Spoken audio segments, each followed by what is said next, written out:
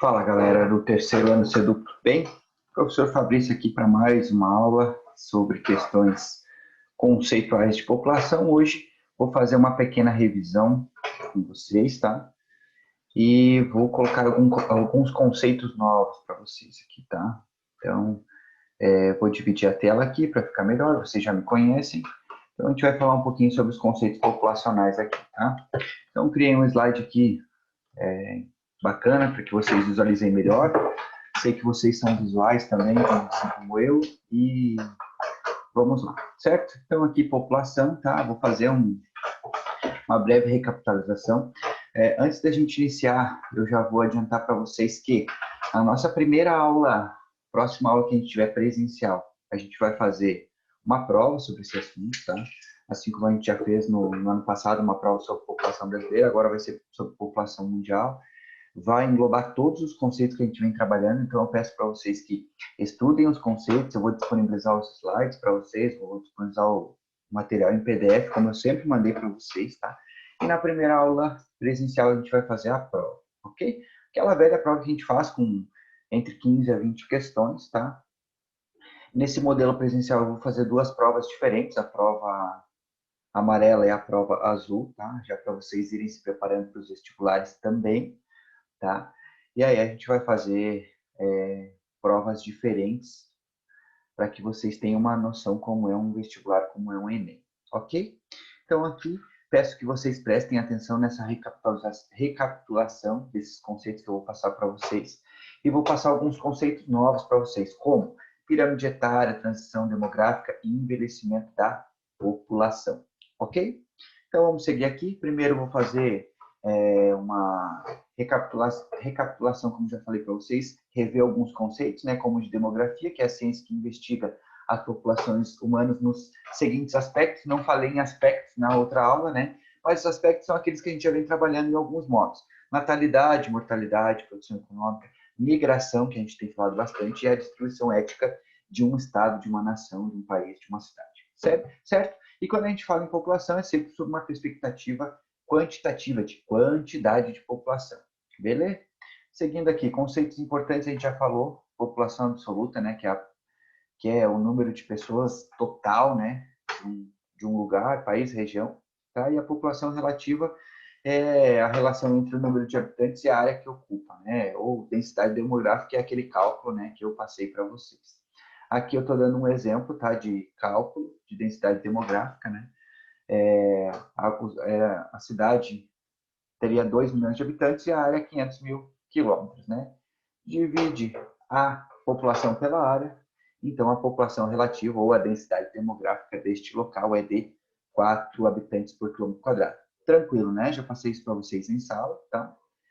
Então vamos lá. Quando a gente fala em preocupações, né, no contexto atual dos pensadores da geografia, dos pensadores das populações mundiais, tá?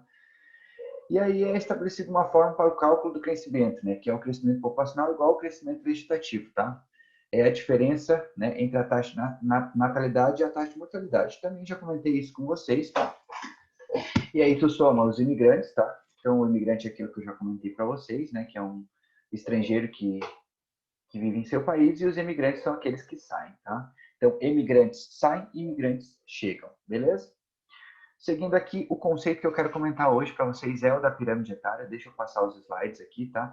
Ele é um gráfico que representa a evolução do crescimento populacional de um determinado lugar, separado, dividido entre homens e mulheres, tá? Quando a gente fala em pirâmide etária, a gente tem que ver que é uma estrutura da população, tá? Aqui, neste gráfico que aqui mostra, da pirâmide etária aqui, a gente mostra o Brasil em 1950. Notem, né, que pessoas acima de 85 anos não existiam nessa época. Por quê? Porque a expectativa de vida no Brasil era muito baixa, a qualidade de vida era muito baixa. Né? Então, quando a gente fala em estrutura da população, ela pode ser avaliada em diversas estruturas e uma delas é a pirâmide etária. Tá? Com a formulação dos gráficos e tabelas, como a gente já viu no ano passado, a gente já trabalhou esse tipo de conceito, tá? É possível fazer a representação da estrutura da população separando homens e mulheres, tá? Também poderia ser feito por idade, poderia ser feito por gênero, né? Nesse caso, ele está separando entre homens e mulheres e a faixa etária da população. E esse modelo de representação vem em forma de pirâmide e tem a vantagem de evidenciar visualmente as características socioeconômicas e por idade dessa população, tá? Notem que aqui a população da época de 1950 era quase 54 milhões de pessoas e aqui está a porcentagem de cada população, certo? Então, basicamente, a pirâmide etária é isso, tá? Então, aqui, né, a pirâmide etária brasileira, tá? Então, notem que as taxas de natalidade estão em queda constante, aquilo que eu já comentei para vocês. Países que estão se desenvolvendo ou estão em constante evolução, né? Inserção da mulher no mercado de trabalho, a questão das carreiras, que a gente comenta muito em sala de aula, que todos nós temos a intenção de ter uma carreira e, consequentemente, na maioria dos casos, ter filhos mais com uma idade mais avançada. E outro conceito também que está no Brasil, que a expectativa de vida está aumentando, certo? Taxa de natalidade diminuindo e a expectativa de vida aumentando. Então, a população brasileira tem vivido mais, certo? Então, vamos ver um gráfico aqui de comparação de 2010 e 2060.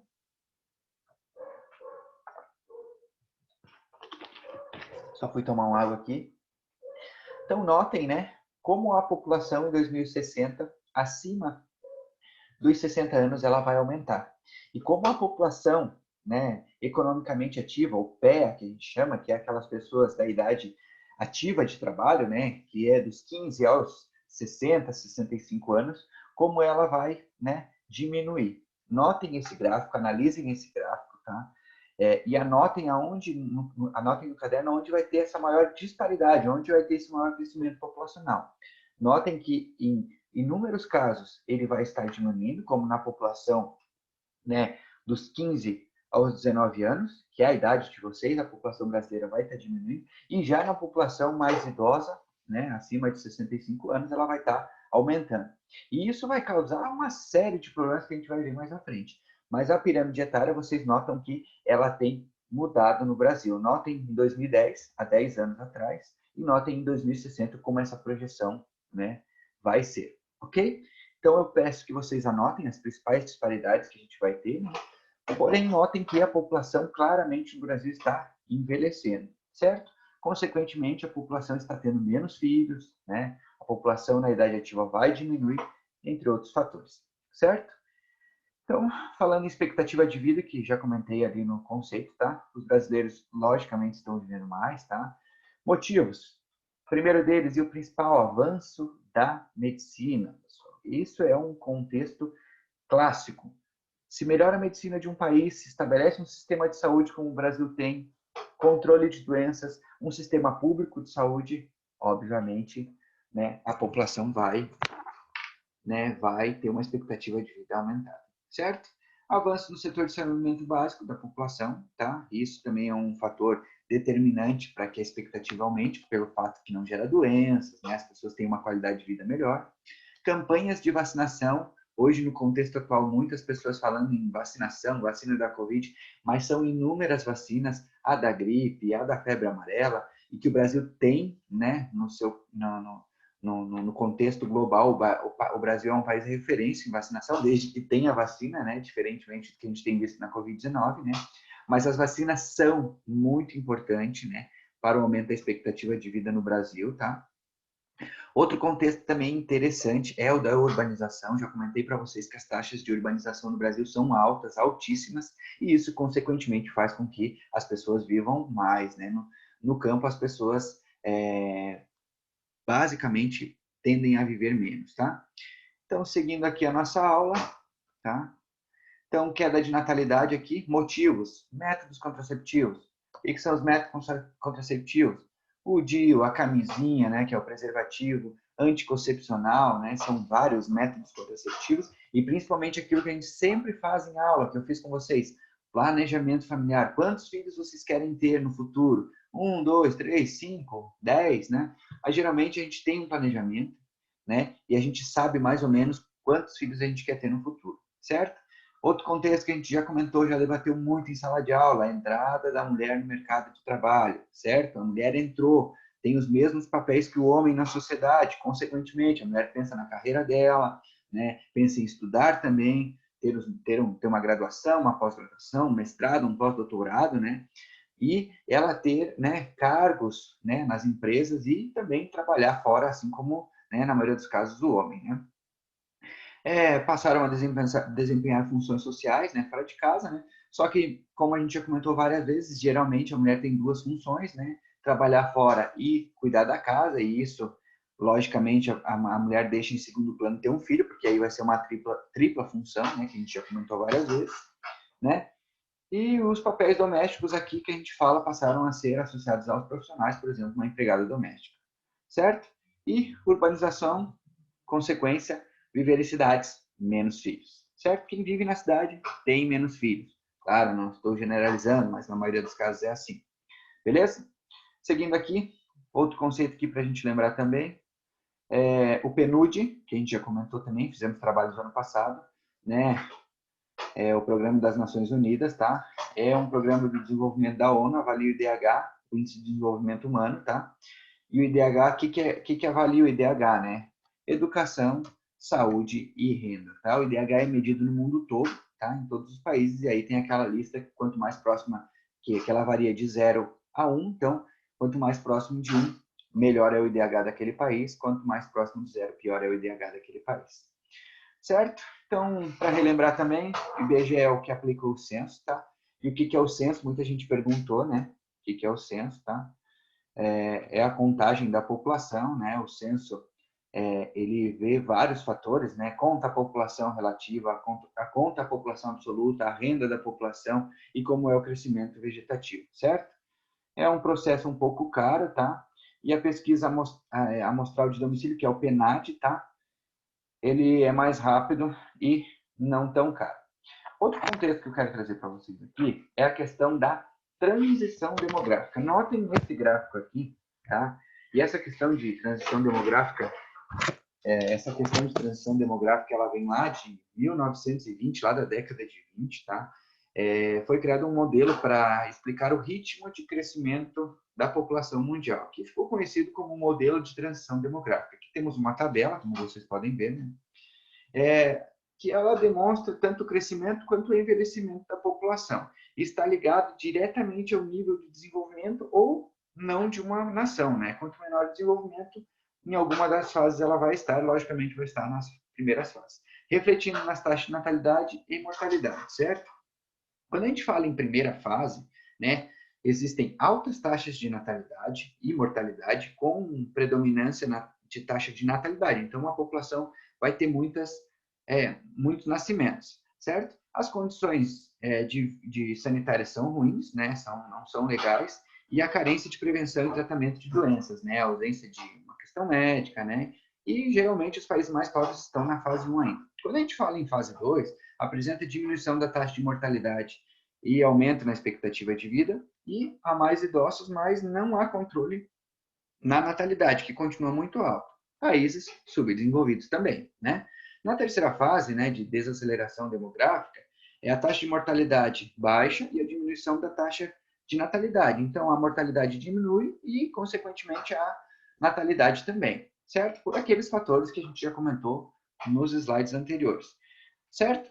E isso, quem geralmente nos países, né, que estão na fase 3 são países que tiveram uma industrialização tardia. Quem que teve industrialização tardia? Aqueles países que foram industrializados. Exemplo, Brasil, México, né? Índia, China, né? Países que foram industrializados. E já na fase 4, a estabilização da população, tá? É a fase dos países desenvolvidos, tá? Equilíbrio nas taxas de natalidade e mortalidade, patamares baixos, comum em países desenvolvidos como Estados Unidos, Canadá, Inglaterra, França, tá? Países europeus, né? Certo? Então, transição demográfica tranquilão, bem tranquilo esse aqui, né? Espero que vocês entendam, né? Tenham entendido o que é essa transição demográfica, né? É um modelo, né?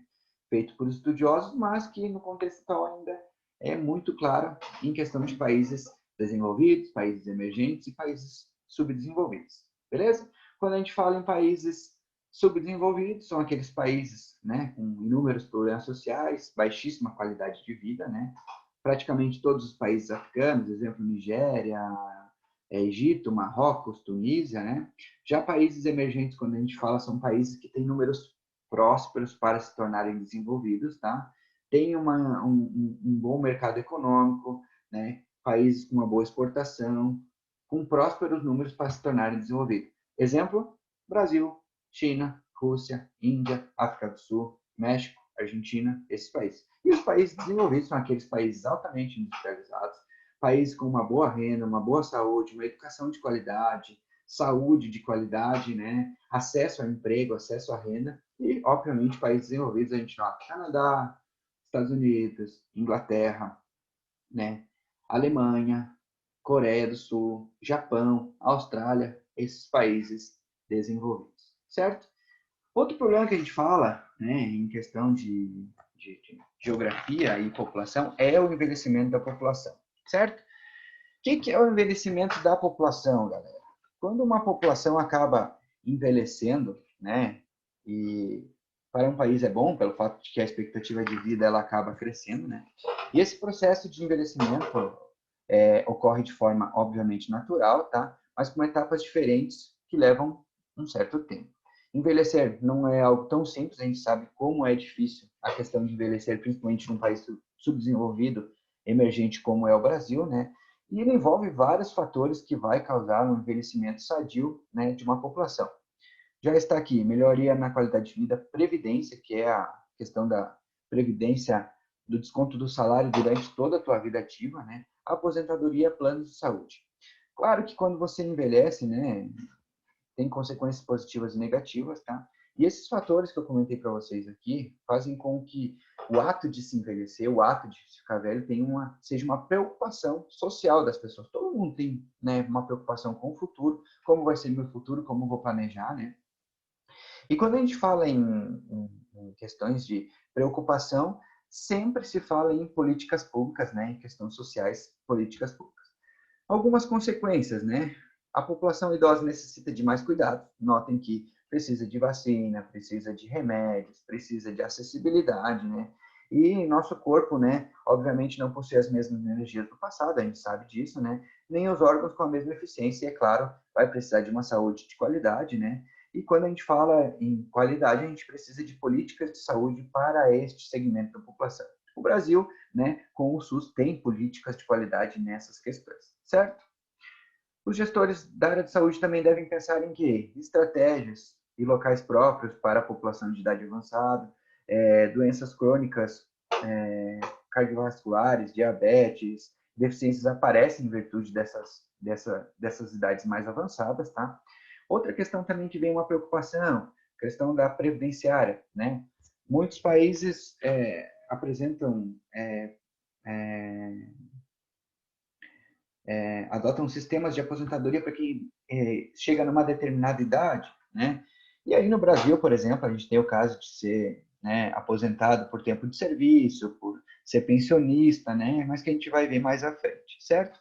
Quando a gente fala em envelhecimento da população mundial, a gente já vai chegar no Brasil, que é um dos focos, mas como a gente está falando de população mundial, a gente tem que falar sobre a questão global, tá?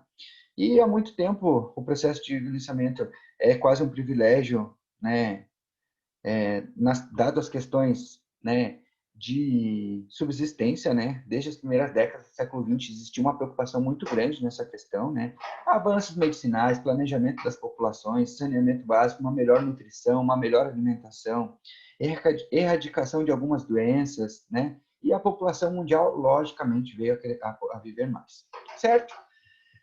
Quando a gente fala em viver mais, obviamente, em países desenvolvidos, eles vivem mais porque têm acesso à saúde, níveis de vacinação mais altos e infraestrutura nessas localidades, certo? Quando a gente fala em alguns locais do mundo específicos, a gente fala na Europa, né? Geralmente muitos alunos perguntam, né, nessa questão de imigração e a envelhecimento da população europeia, do velho continente, né? Eles, logicamente, estão naquela quarta fase da transição demográfica, tá? E a Europa tem vivenciado nos últimos anos, notem na Covid-19 a preocupação com os idosos nos países europeus, tá? Um grande aumento da população adulta e principalmente idosa, tá? E bem como um leve declínio, né, no percentual de jovens idosos. O que isso nos leva? Que a população ativa não está tendo tantos filhos e, consequentemente, essa população está envelhecendo, certo? O desenvolvimento, a urbanização e bons níveis de escolarização trazem significativas maiores em questão de índices de expectativa de vida, tá? Ou esperança de vida ao nascer. Obviamente que nesses países é maior. Só que, logicamente, que com essa expectativa de vida alta traz algumas consequências negativas, e bem negativas, como crises econômicas com gastos previdenciários, porque os países têm uma população pequena na idade ativa e contribuem pouco para a previdência, consequentemente, com um maior número de idosos, vai ser um problema, vai gerar crises econômicas. Baixa reposição da população economicamente ativa, que é o PEA, que eu já comentei para vocês, tá? Aumento de doenças crônicas na população, como já comentei também, que a população mais idosa tem problemas de saúde maiores, tá? E gasto do Estado com uma saúde pública maior, né? Tem um gasto maior com saúde pública, gera problemas para o governo, certo? E, de qualquer forma, apesar desses pontos, quanto a população vive mais, é um sinal de evolução social em todos os sentidos e que deve ser, obviamente, comemorado, mas planejado, certo? Um país que se preze, que queira que a sua população tenha uma longevidade de vida, tem que ter um planejamento, ok? Quando a gente fala de Brasil, tá? As estimativas dizem que em 2060, lá naquele gráfico da pirâmide etária, 25% da população brasileira terá 60 anos ou mais. Pensem, 25% da população terá 60 anos ou mais, certo? Esse dado vem evoluindo, né? Vem se mostrando o crescimento da população idosa, né? E é claro que o Brasil está naquela terceira fase da transição demográfica, tá?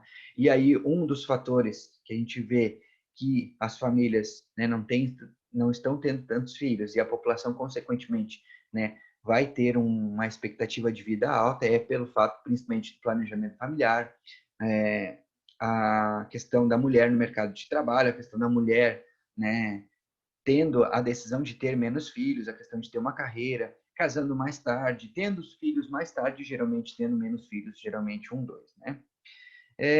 Outra coisa, o envelhecimento da população no Brasil é um fator inevitável, tá? Que deve ser visto com atenção e cautela pelo Estado. Notem as preocupações do governo em fazer uma reforma da Previdência para que todos tenham, aqueles velhos comentários, certo? Outros dados aqui, de acordo com o IBGE, em 2015 a expectativa do brasileiro era de 75 anos, a expectativa de vida, tá? E comparado com os anos 2000, né, que a expectativa de vida era de 69,8, notem que cresceu 6 anos de vida. Outro fator também que a gente não pode esquecer, que explica a redução das taxas de natalidade e fecundidade, é o encarecimento da vida urbana. Notem que em algumas turmas, não todas, a gente fez um cálculo de como é o custo de vida no contexto atual, tá? A sobrevivência hoje na cidade é muito caro. Notem que tudo é caro hoje no Brasil. O combustível é caro, a comida é cara, o vestuário é caro, ter um carro é caro, tudo é caro e o custo de vida tem aumentado com o passar do tempo. E, logicamente, nosso salário não acompanha essa questão do nosso custo de vida, certo? Outra questão também, né, é que as pessoas trabalham entre 8 a 12 horas por dia, tá? Para um sistema, para, né, se sobreviver, né? E em algumas cidades, em alguns locais, algumas pessoas chegam a ter 2 empregos, certo? Quando a gente fala que o Brasil está na terceira fase, os países desenvolvidos já passaram por essa fase, tá? Melhorando as condições de vida dos idosos ao longo das etapas anteriores. O Brasil hoje trabalha nisso, né? A gente vê inúmeros programas, né, para melhorar, né? Mas, como a gente sabe, o Brasil existe uma má distribuição de renda, né, aumentando as desigualdades sociais e dificultando a aposentadoria e muitas políticas públicas em que o idoso não é prioridade no Brasil. Isso é um problema grave e a gente volta naquela questão lá de planejamento. O Brasil está no caminho, temos que olhar inúmeros viés, mas temos algumas políticas públicas que pensam nos idosos. Quando a gente fala também em envelhecimento da população, existem algumas resoluções, né? Isso é um fator que ocorre em todos os cantos da Terra, né? Teoricamente, quando um país está prestes a se desenvolver, a expectativa de vida aumenta, tá? Esse processo, né, é associado ao progresso, ao desenvolvimento, com certeza, né? Países que possuem alto número de idosos possuem essas duas palavras em suas políticas públicas e em toda a sociedade, né? Progresso e desenvolvimento de uma nação, certo? Porém, como a gente sabe, né? Apesar de ser um processo comum pelo mundo, nem todos os países estão preparados para o aumento da população idosa. Saúde, economia e acessibilidade estão entre os assuntos mais preocupantes e mais debatidos no contexto atual, e a gente vê inúmeras discussões, inclusive nossas várias discussões em sala sobre isso, certo? Priorizar a etapa final de vida é um ato digno, né? A gente tem que ter políticas públicas de quem valoriza, né, essas pessoas que lutaram pelo seu país, trabalharam, né, fizeram a diferença no seu país, e muitas ações para se tornar a velhice um prazer, né, e com qualidade de vida, né? Passam também por essa valorização dessas pessoas que merecem ter uma qualidade de vida nos seus anos, né, na idade mais avançada. Cidades mais acessíveis, saúde pública de qualidade, respeito aos valores da aposentadoria, né, ter um salário digno para que a pessoa viva com qualidade, né, são exemplos inúmeros que fazem, né, ter uma população mais idosa e com qualidade de vida. Certo? Aqui também uma tabela para vocês notarem a taxa de fecundidade no Brasil. Notem como ela diminui ao longo do tempo. Lá em 1960, cada mulher tinha a média de 6 filhos, e hoje, em 2015, a média de cada mulher é 1,72, tendendo a diminuir. Beleza, galera? Fatores, já falei para vocês: encarecimento da vida urbana, urbanização, o papel importantíssimo da mulher na sociedade, que a gente sempre fala em sala de aula, porque as mulheres fazem a diferença no contexto da sociedade atual e são importantíssimas no contexto da nossa vida, certo? Que são as mulheres muito mais importantes que os homens. Isso eu falo de boca cheia, a gente sempre debate sobre isso. A mulher é mais importante na sociedade e ponto. E a gente tem que quebrar barreiras, paradigmas, principalmente na questão do machismo, certo? Em que as mulheres tenham as mesmas condições que os homens, tenham os mesmos salários, escolham se querem ter filhos ou não, tá? E tenham o espaço que a elas é devido na sociedade, certo? Grandes grandes presidentes ter melhores cargos nas empresas, tá? E que o machismo venha a diminuir cada vez mais, né? Que a mulher tome todo o seu espaço na sociedade. Envelhecimento populacional no Brasil é um fator inevitável, já falei para vocês sobre isso. Saúde, economia e acessibilidade e políticas públicas. Certo, galerinha? Certo? Não vou me alongar mais aqui nesse tema, tá? Espero que vocês tenham entendido essa questão que eu comentei para vocês hoje, tá? Tentei ser o mais sucinto possível. Já comentei para vocês no início da aula que na primeira aula que a gente ter presencial, a gente vai fazer uma prova, daquelas provas que a gente sempre faz, prova para vocês se prepararem para os vestibulares, para o Enem, para a vida, até para analisar como é que está o estudo de vocês. Também já adianto a vocês que quando voltar às aulas presenciais, a gente vai fazer um trabalho sobre os países mais populosos do mundo. Cada um vai ficar com um país e a gente vai fazer um mapa mental sobre esses países, que vão consistir em 2 etapas. Primeiro delas, o mapa mental em si. Se tem todas as informações, se tem capricho. E a segunda nota, a apresentação desse país em mais ou menos 5 minutos de cada um. Ok? Então, vamos ter 3 notas quando voltarmos na próxima semana. A prova, o mapa mental e a apresentação.